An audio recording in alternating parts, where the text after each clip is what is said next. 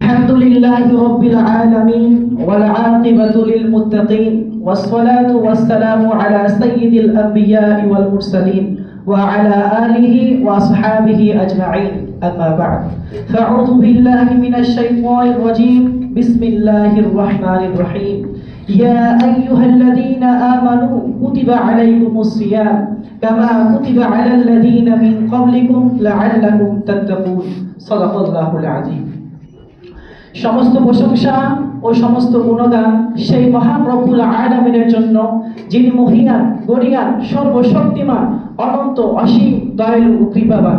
মোদের ভাগ্য বিধাতা, রিজিকদাতা, চন্দ্র, সূর্য, গ্রহ, নক্ষত্র, যার অদৃশ্য ইশারায় আপন আপন কাজে নিমগ্ন। সকলে ভক্তি ও ভালোবাসার সহিত তার হামদ ও সালাত করে বলি আলহামদুলিল্লাহ। অতঃপর অসংখ্য দরুদ ও সালাম নিবেদন করি সেই মহা মানবের প্রতি, যার শাফায়াত ব্যতীত আমরা কেউই জান্নাতে প্রবেশ করতে পারবো না। সকলে পড়ছি সাল্লাল্লাহু আলাইহি ওয়াসাল্লাম। মুহতারাম ভাইরা, আমি আপনাদের সম্মুখে পবিত্র কোরআনুল কারীম থেকে একটি আয়াত তেলাওয়াত করেছি। আল্লাহ রাব্বুল আলামিন বলেছেন, ইয়া আইয়ুহাল্লাযীনা আমানু, হে ঈমানদারগণ, কুতিবা আলাইকুমুস সিয়াম, তোমাদের উপর রোজা ফরজ করা হয়েছে। কামা, যেমন ভাবে, কুতিবা আলাল্লাযীনা মিন ক্বাবলিকুম, তোমাদের পূর্ববর্তীদের উপর ফরজ করা হয়েছিল, লাআল্লাকুম তাত্তাকুন, যেন তোমরা তাকওয়া অর্জন করতে পারো। মুহতারাম ভাইরা, আল্লাহ তাআলা এই পবিত্র রমাদান মাসে এত রহমত, এত বরকত, এত কল্যাণ রেখেছেন যা আমরা কল্পনা করতে পারবো না। রাসূলুল্লাহ সাল্লাল্লাহু আলাইহি ওয়াসাল্লাম তার সাহাবাদেরকে রমাদান মাসের আগমনের সুসংবাদ দিতেন এবং রমাদানের গুরুত্ব ও ফজিলত সম্পর্কে অবগত করাতেন, যাতে তারা আগে থেকেই রমাদানের গুরুত্ব ও ফজিলত সম্পর্কে অবগত হয়ে রমাদানের জন্য প্রস্তুত থাকেন এবং এই মুবারক মাসের কোনো সময় বেকার নষ্ট না করেন। তাই আজকে আমরা এই বিষয়ে আলোচনা করব যে রমাদান মাস আমাদের কাছে কি চায়, রমাদানের দাবি কি, কিভাবে আমরা এই মুবারক মাসটি অতিবাহিত করব। প্রথমে আমরা জেনে রাখবো রমাদানের ফজিলত সম্পর্কে দুটি হাদিস। হাদিস নাম্বার 1, রাসূলুল্লাহ সাল্লাল্লাহু আলাইহি ওয়াসাল্লাম বলেছেন, যখন রমাদান মাস আসে তখন জান্নাতের দরজাসমূহ খুলে দেওয়া হয় এবং জাহান্নামের দরজাসমূহ বন্ধ করে দেওয়া হয় এবং শয়তানদেরকে শিকল দিয়ে বন্ধ করে দেওয়া হয়। হাদিস নাম্বার 2, রাসূলুল্লাহ সাল্লাল্লাহু আলাইহি ওয়াসাল্লাম বলেছেন, যখন রমাদান মাস আসে, রমাদানের জন্য এই আমার উম্মতকে এমন বিশেষ 5টি বৈশিষ্ট্য দেওয়া হয়েছে যা অন্য কোন নবীর উম্মতকে দেওয়া হয়নি। রমাদান মাসের প্রথম রাতে আল্লাহ তাআলা মুমিন বান্দাদের প্রতি রহমতের দৃষ্টিতে হাসেন, আর আল্লাহ তাআলা যার দিকে রহমতের দৃষ্টিতে হাসেন তাকে তিনি কখনো আযাব দেন না। রোজাদারের মুখের গন্ধ আল্লাহ তাআলার কাছে মিশক আম্বরের থেকে অধিক প্রিয়। রোজাদারের জন্য ফেরেশতারা অনবরত দিন রাত মাগফিরাতের দোয়া করেন। রমাদান মাসে আল্লাহ তাআলা জান্নাতকে ঘোষণা দিয়ে বলেন, হে জান্নাত, আমার বান্দাদের জন্য সুসজ্জিত এবং প্রস্তুত হয়ে যাও। অতি শীঘ্রই আমার বান্দারা দুনিয়ার কষ্ট ক্লান্তি ছেড়ে আমার সম্মানজনক ঘরে বিশ্রাম নেবে। রমাদান মাসের শেষ রাতে আল্লাহ তাআলা সকলকে ক্ষমা করে দেন। একজন সাহাবী জিজ্ঞাসা করলেন, ইয়া রাসূলুল্লাহ, সেটা কি কদরের রাত? নবীজি বললেন, না। যখন কোনো বান্দা কোনো কর্মচারী কাজ শেষ করে তখন তাকে পারিশ্রমিক মিটিয়ে দেওয়া হয়, ঠিক তেমনি হবে আল্লাহ তাআলা তার বান্দাকে তার পারিশ্রমিক মিটিয়ে দেবেন।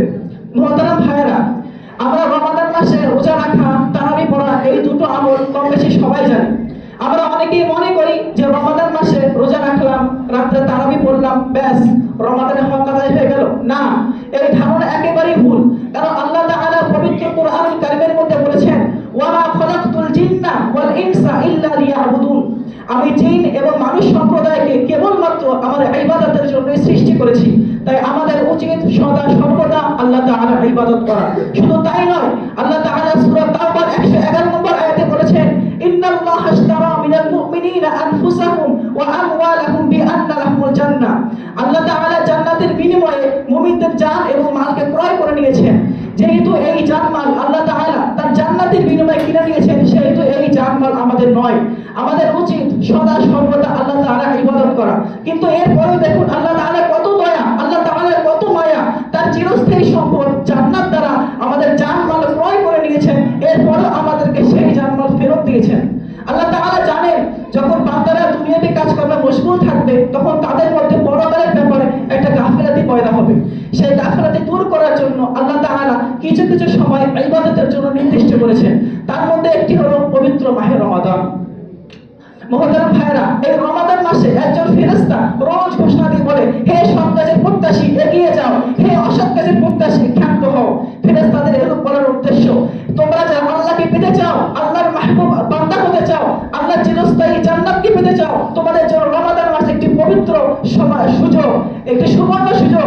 এই রমাদান মাসকে কাজে লাগাও আর আল্লাহ তাআলার মাহবুব বান্দাদের মধ্যে শামিল হয়ে যাও। আর গুনাহ অভ্যস্ত লোকেরা সংযত হও, গুনাহ বর্জন করো, আল্লাহ তাআলার অনুগত্যে শামিল হয়ে যাও। মুহতারাম ভাইরা, রাসূলুল্লাহ সাল্লাল্লাহু আলাইহি ওয়াসাল্লাম ও তার সাহাবারা রমাদান মাসে এত বেশি ইবাদত করতেন যে তাদের গায়ের রঙের চামড়ার রং পর্যন্ত বদলে যেত। রাসূলুল্লাহ সাল্লাল্লাহু আলাইহি ওয়াসাল্লাম রমাদান মাসে 4টি আমল বেশি করে করতেন। এই 4টি আমলের মধ্যে 2টি আমল এমন রয়েছে যা দ্বারা আমরা আল্লাহ তাআলাকে খুশি করতে পারবো, আর 2টি আমল এমন রয়েছে যা ছাড়া আমাদের কোনো উপায় নেই। যে 2টি আমল দিয়ে আমরা আল্লাহ তাআলাকে খুশি করতে পারবো তার মধ্যে একটি হলো বেশি বেশি করে কালিমা শাহাদাত করা এবং ইস্তিগফার করা। আর যে 2টি আমল ছাড়া আমাদের কোনো উপায় নেই তার মধ্যে একটি হলো আল্লাহ তাআলার কাছে জান্নাত চাওয়া এবং জাহান্নাম থেকে মুক্তি চাওয়া। মুহতারাম ভাইরা, রাসূলুল্লাহ সাল্লাল্লাহু আলাইহি ওয়াসাল্লাম বলেছে যে রমাদান মাসে রোজা রাখা অবস্থায় মিথ্যা কথা বলা ছাড়লো না এবং মিথ্যার উপর আমল করা ছাড়তে পারলো না, আল্লাহ তাআলার কাছে রোজা রাখার কোনো প্রয়োজন নেই। একদিন একজন সাহাবী এসে বললেন, ইয়া রাসূলুল্লাহ, দুজন মহিলা রোজা রাখা অবস্থায় আছে এবং তারা পিপাসার কারণে মরণাপন্ন অবস্থায় পৌঁছে গেছে। কিন্তু রাসূলুল্লাহ সাল্লাল্লাহু আলাইহি ওয়াসাল্লাম তার কথার কোনো রেসপন্স করলেন না। সেই লোকটি আবারও বললেন, ইয়া রাসূলুল্লাহ, সেই মহিলা রোজা রাখা অবস্থায় আছে এবং তারা মরণাপন্ন অবস্থায় পৌঁছে গেছে। তখন নবীজি বললেন, তাদেরকে ডেকে আনো। সেই লোকটি যখন তাদেরকে ডেকে আনলো, নবীজি বললেন যে তোমরা এখানে বমি করো। সেই মহিলা দুজন যখন বমি করলো, তাদের বমির সঙ্গে রক্ত, মাংস এবং পুঁজ বের হলো। তখন নবীজি বললেন, এই দুজন মহিলা গীবত করেছে, অর্থাৎ এরা মানুষের গোশত খেয়েছে। মুহতারাম ভাইরা, এই হাদিস দ্বারা আমরা স্পষ্ট বুঝতে পারলাম যে রমাদান মাসে রোজা রাখা অবস্থায় যদি কারো গীবত করা হয়, পরনিন্দা করা হয়, তার রোজা রাখতে কষ্ট হয় এবং রোজার বরকত নষ্ট হয়ে যায়। আল্লাহ তাআলা আমাদের সকলকে বেশি বেশি করে আমল করার তৌফিক দান করুন। ওয়া আখিরু দাওয়ানা আলহামদুলিল্লাহি রাব্বিল আলামিন।